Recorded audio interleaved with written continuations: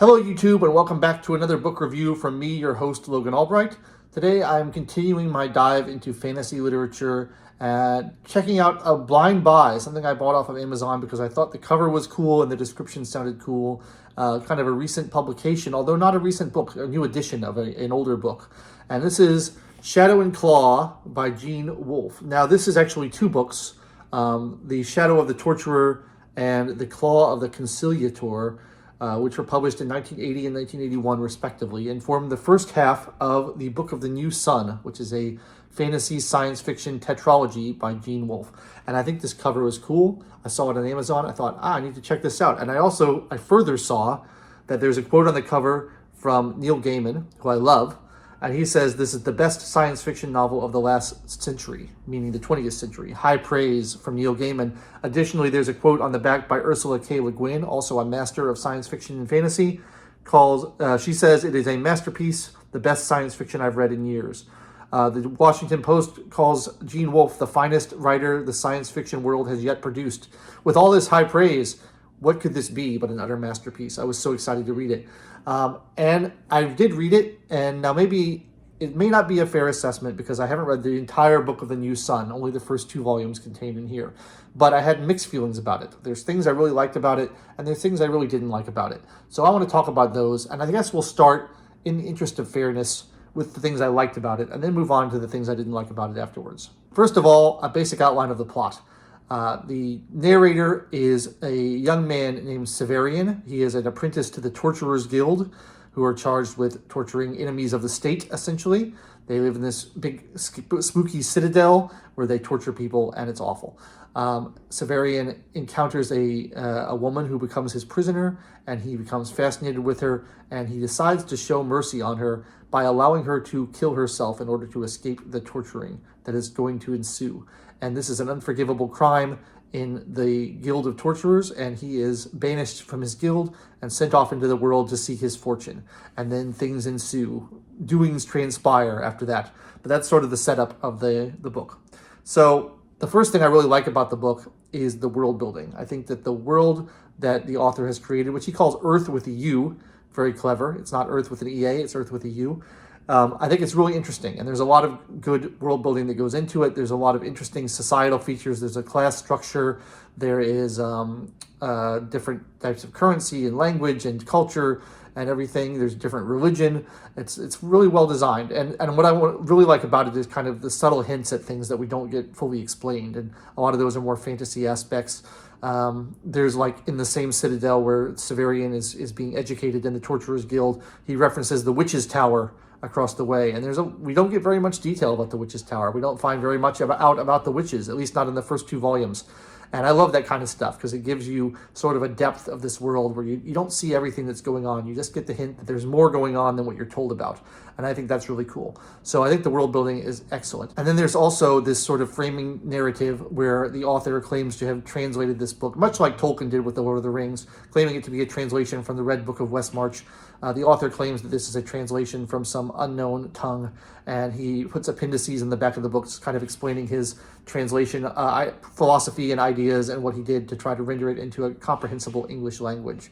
And speaking of the language that he uses, that's the second thing I like about this book, is his prose. Now, Gene Wolfe has been criticized for his prose because it is overly purple, and he uses a lot of big, fancy $10 words drawn from Latin and Greek etymologies, things that are long and complicated and hard to understand, and people don't like that. I kind of have a sympathy and a soft spot for purple prose myself. A lot of my favorite writers tend to write in fairly florid sentences, and I enjoy that.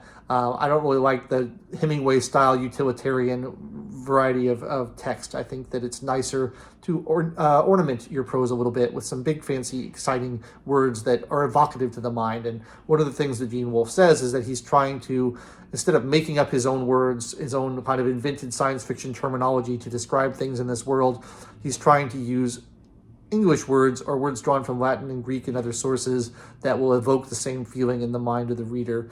And you may not necessarily have to understand what the words mean, but the shape and the form of the word and the roots of the word and the etymology of the word will give you a sense of what's going on and will be evocative in terms of allowing you to paint a picture of the world. And I think that's pretty cool too.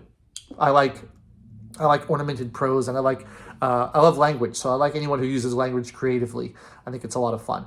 So I like that a lot about it as well. The third thing I like about it is that it blends fantasy and science fiction in a really interesting way. When the book kind of starts out, you think this is a straight fantasy novel, and as it goes along, there is some interesting kind of science fiction elements to get dabbled in here and there. Some elements of technology, of space travel, of robots, things like that start to creep in a little bit. And it's not that overt. I'd say it's still more a fantasy novel than it is a science fiction novel, although Neil Gaiman calls it a science fiction novel on the cover. But it is, it's interesting that you blend these two different forms together, which is not something I know too many people had done prior to 1980. It seems like it's a more modern thing to do. So I imagine this book was influential on that.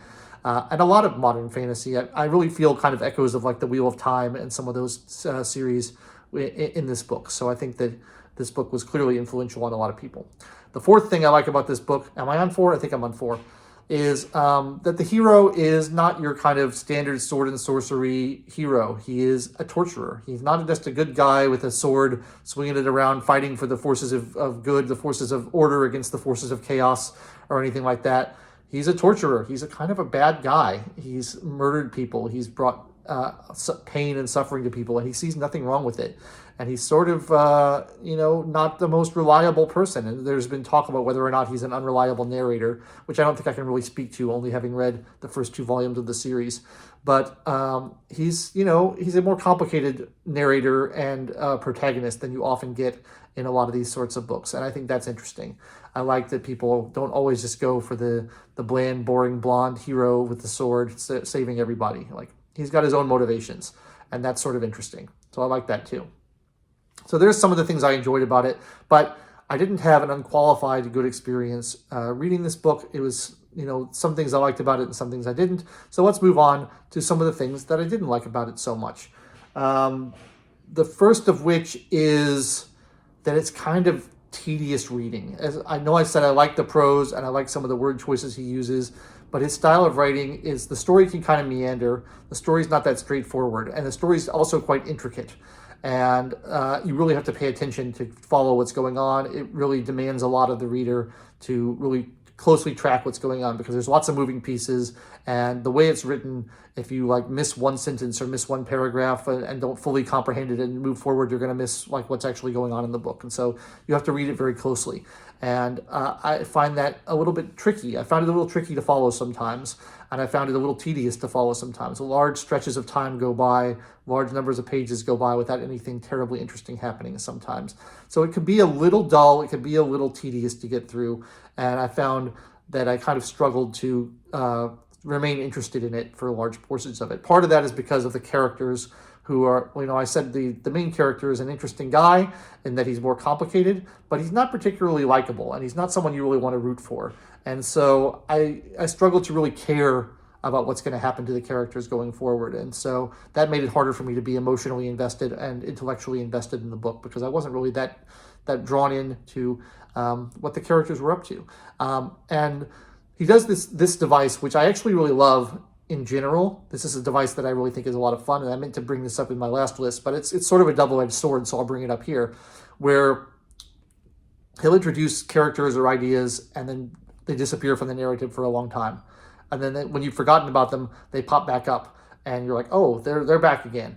And that can be really effective. And one of my favorite writers, Victor Hugo, does this very, very effectively, and it's one of my favorite things he does. He'll often have the second chapter of his books be about a completely different setting, a completely different set of characters, and then they never show up again until the very end of the book. And then they pop back up at the very end of the book and solve all the problems and resolve a crisis, or play a pivotal role in the story.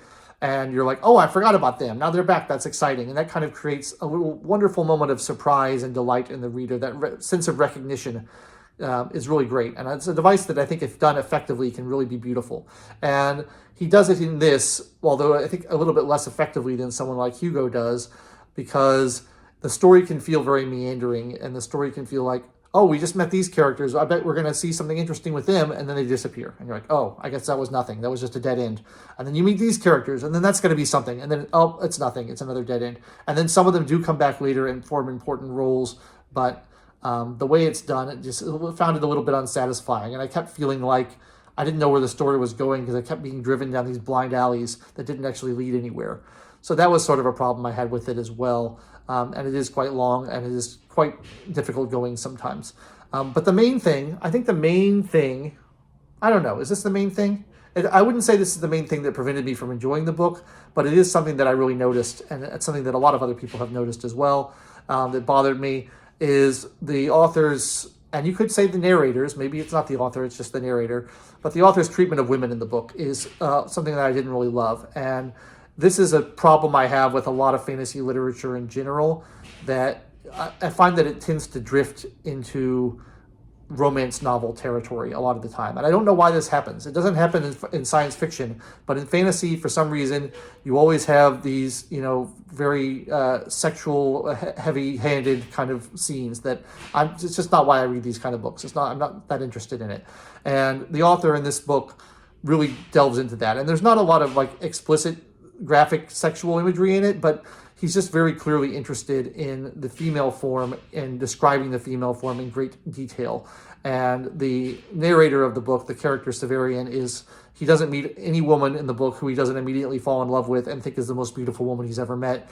And he just has to gush and rave over how beautiful they are and all of their feminine attributes. And it's a bit much, that's all. I'm like, I don't need to know every curve of the woman's body, all the shapes. I find that a little bit distracting and a little bit, it doesn't add anything to the story to me. And a lot of people have criticized him as being a misogynist writer. I don't think I would go that far. Misogyny means hatred of women, and I don't sense that he hates women. I just think that he is overly sexualizing them and fascinated with them in a way that, to me didn't add anything to the story. And it made me further dislike the main character for the way he kind of objectifies women in that sense.